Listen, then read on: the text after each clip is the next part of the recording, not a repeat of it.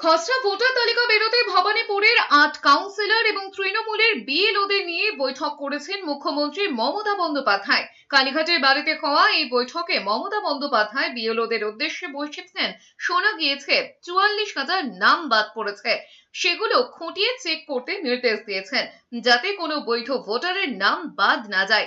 জানা গিয়েছে, মুখ্যমন্ত্রীর নির্বাচনী কেন্দ্র ভবানীপুরে ৪৪,০০৭ জনেরও বেশি ভোটারের নাম বাদ গিয়েছে।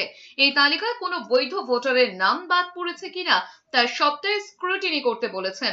কেন নাম বাদ পড়েছে তা পার্ট ধরে চেক করতে বলেছেন মুখ্যমন্ত্রী মমতা বন্দ্যোপাধ্যায়। শুনানি পর্বে এলাকার মানুষের পাশে থাকতেও নির্দেশ দিয়েছেন মুখ্যমন্ত্রী। মঙ্গলবার ভবানীপুরের ৮ কাউন্সিলর এবং বিএলও 2দের সঙ্গে বৈঠক করেছেন মুখ্যমন্ত্রী মমতা বন্দ্যোপাধ্যায়। ওই বৈঠকে ফিরহাদ হাকিম, সুব্রত বক্সী, দেবাশিস কুমার রাও ছিলেন।